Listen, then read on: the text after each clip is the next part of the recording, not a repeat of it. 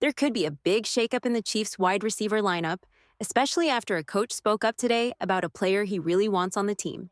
This player seemed to be on the outside looking in, but things might change on cutdown day. I'll dive into that and also touch on the Chiefs' biggest concern as the season approaches.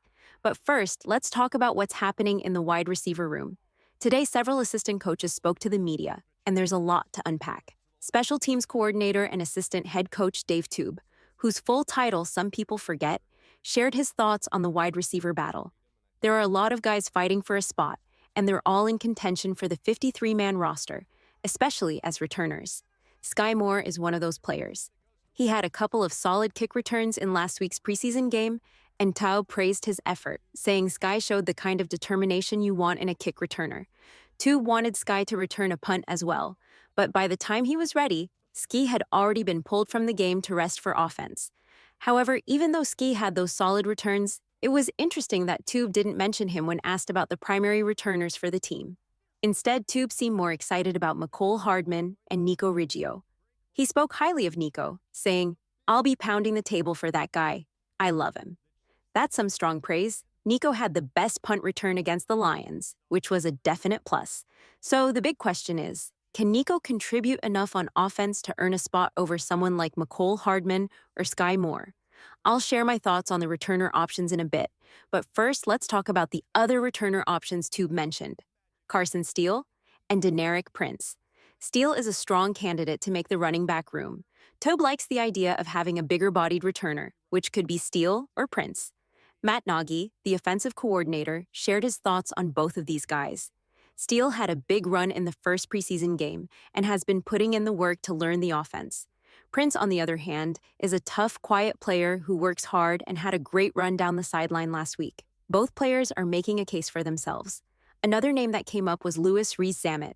Two believes LRZ can handle kickoffs and be a valuable cover guy on returns, which is crucial for earning a spot on the roster through special teams. However, Nagy seems less optimistic about LRZ's role on offense. While LRZ is improving every day and has a great attitude, he's still developing. He'll get more chances this Thursday, but patience is key with him. Right now, I'm not sure if LRZ will make the 53-man roster, especially with players like Prince and Steele contributing on special teams. The offense is coming together, but there's still uncertainty about whether rees-zammit, LRZ, will make the roster. Sure, he's shown potential, but it might not be enough to secure a spot just yet. Ideally, the Chiefs can keep him on the practice squad for a year, giving him more time to develop. Hopefully, by next season, he'll have a better shot. Now, let's talk about Clyde Edwards-Helaire and the running back situation. Clyde has missed a lot of time due to illness, and when Matt Nagy was asked if Clyde will play in Thursday's game, he said, "We'll see where he's at." Nagy mentioned that they know Clyde's strengths and how to use him, so he didn't seem too worried about the missed time. Clyde is a veteran, and the team respects him.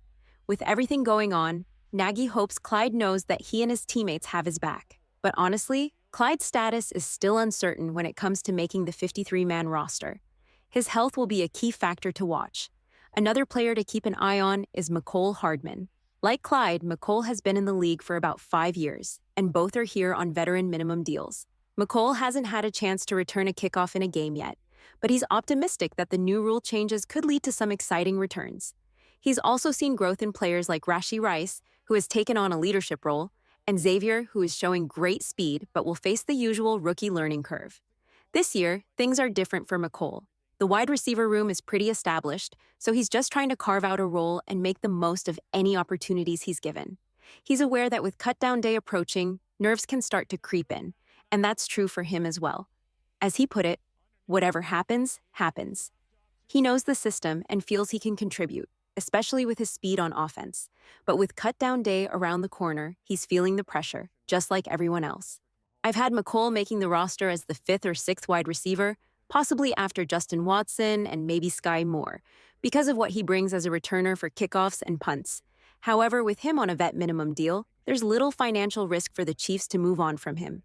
Plus, as a veteran with over 4 years in the league, he wouldn't have to clear waivers if released. The Chiefs might even convince him to sign with the practice squad, though he could attract interest from other teams. The big question remains, will Dave Tube push hard enough to keep Nico Riggio on the roster over someone like McCole? The answer is possibly yes.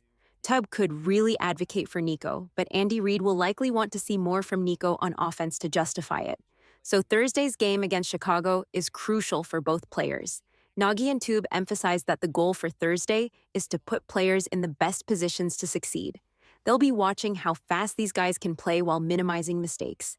There are a few key players they'll be monitoring closely, especially on special teams, because any player on the bubble needs to contribute on both offense and special teams.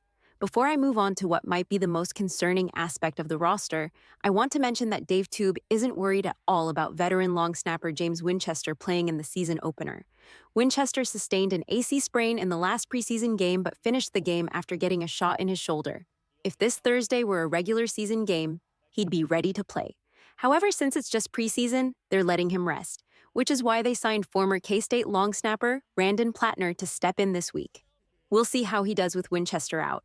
One interesting point about special teams came up when Dave Taub mentioned that, so far in the preseason, the average kick return has reached the 28 or 29-yard line. With touchbacks placing the ball at the 30-yard line, teams might once again opt to go for touchbacks on most kickoffs during the regular season to avoid the risk of a big return. So, despite the new kickoff rules, we might not see many returns this year. Now, let's dive into the defense. Defensive coordinator Steve Spagnuolo shared some concerns about the defensive side of the ball. The cornerback battle has been especially frustrating due to injuries piling up in the room. It seems like every time one player gets healthy, another one gets hurt, making it hard for Spags to evaluate the group as a whole. He pointed out that they haven't had their top 11 or 12 guys on the field together for even one play yet, which is definitely worrying. Injuries are something they can't control, so Spags said they just have to go with the next man up mentality and focus on conditioning. Speaking of injuries, Joshua Williams didn't practice today due to a hamstring tweak. We don't know how serious it is, but hopefully it's just precautionary. With most starters not playing this Thursday, Williams should have time to heal before the season opener. The cornerback room is still up in the air, and Spags mentioned that the injuries are making it difficult to decide on the starting CB2. When asked if they might bring in a veteran cornerback, Spags hinted that GM Brett Veach and coach Andy Reid might be keeping an eye out, and it could be a conversation they have in the coming days, especially with roster cuts approaching.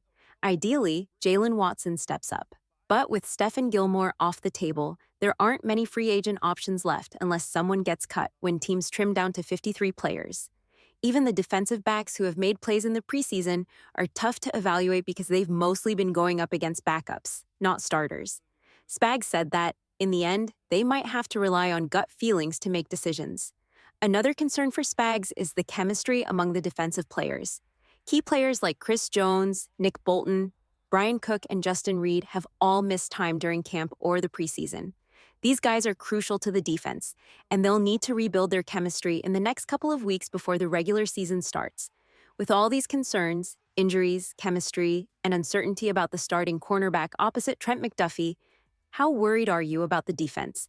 On a scale of 1 to 10, I'd put my concern level at about 4.5. It's not terrible, but there's definitely some reason for concern. Let me know your thoughts in the comments below. And until next time, let's go.